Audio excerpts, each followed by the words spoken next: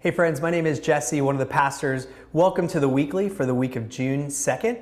We begin today our Counter Formation series talking about sexuality and the gospel.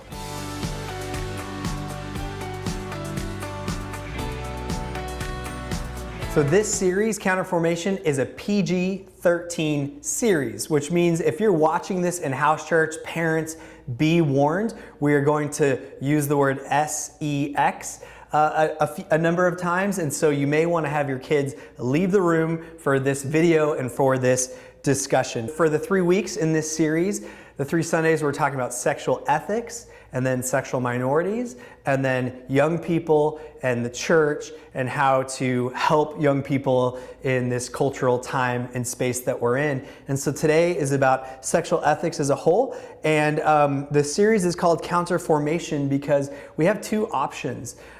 Number 1 is we are going to either be formed by the vision of the world for sexuality, or we're going to be formed and shaped by the vision that God has for sexuality and human flourishing.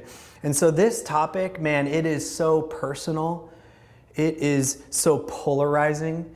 It is something that many of us would rather just not talk about. But it is so important for all of us to go deeper into this topic and what God has to say about it. And so, I'm not asking you to believe these things. You don't have to get in line with them, but I am asking all of us to consider them and to ponder them and reflect on them.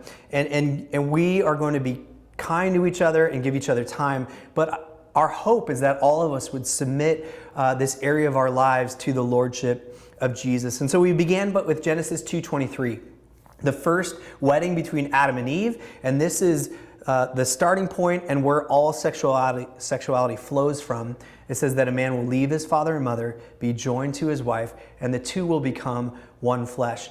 That the first thing that happens is that a man, when at a wedding ceremony, actually it's a woman that is given away by her dad or by somebody else, that is symbolically leaving mother and father. And in that moment, they're becoming each other's number one person for the rest of their lives. That a strong family is built on a strong marriage. If you have kids as husband and wife, that you need to prioritize each other even over your kids. And so leaving father and mother. And the second thing is that you're joined or united with each other. This is the next part in the wedding ceremony, which is the vows, the covenant, the promise that you make to each other that you will be by each other's side for the rest of your lives. It's not meant to be broken. And then the next thing happens, that you become one flesh. That is Hebrew poetry for having sexual intimacy and faithfulness between the two of you for the rest of your life. And that really is the only environment that can hold the power of sexuality. This gift from God that He has created that can give us much blessing in an area of our life, or it can do so much damage to people, to our hearts, to our souls, if we allow sexuality to be used outside of the boundaries of God's vision for it. So we talked also about the word sexual immorality. It's used by Jesus and by Paul, and essentially it's a catch-all phrase. It's an umbrella term for any kind of sexual thing or experience or whatever that's outside of God's original vision and intent for sexuality in Genesis 2:23. And there are so many creative ways that human beings find to figure out how to do sexuality outside of God's design. And we listed some statistics of pornography and abuse and trauma and heartache and just some of the awful ways that human beings experience human sexuality gone wrong. And we talked about how Jesus just heaps grace upon people. Those in His day and His time and space, people that were in the act of sexual brokenness, prostitutes, people caught in the act of adultery, He protected them and invited them into healing and transformation. He didn't shame them. He didn't.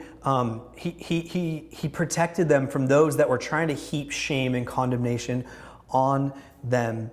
And we need to do the same with each other as a church family in this space. So 3 ways that we talked about we can experience healing from sexual brokenness. The first one was confession.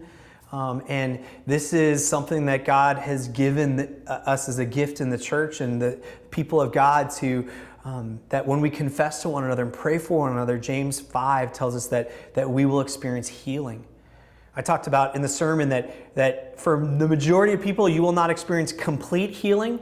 There's churches that teach that, and I just don't believe that that's really honest and true. Some people may experience that, but confession is a lifelong process in allowing the things that are broken and hurtful inside to come out so that God can continually help us be healed. Number 2, that we are healed from our sexual brokenness by the gospel. And we talked about how comparing our holiness or sinfulness to each other is just not helpful at all. That all of us are broken when we compare ourselves to Jesus. He's the only one that we should be comparing ourselves to, and it really puts us all in the same boat.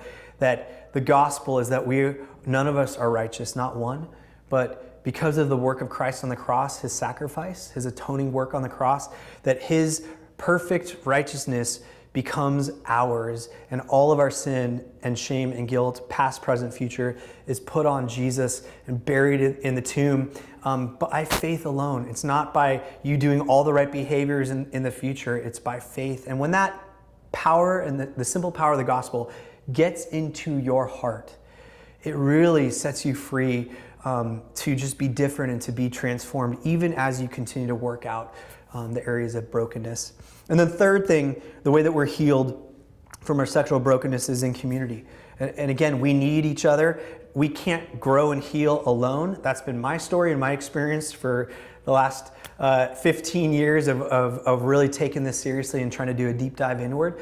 And we need each other to be for each other, to be supporting each other, to be encouraging each other, and not to be against each other. And so we need to be shame breakers. We need to pray encouragement over each other. And so as you go into your house church discussion, please be patient. Please be kind. Please be loving to each other, but also be honest and truthful about the implications of this for your life individually, for your families, for your friends, and for your house church and world.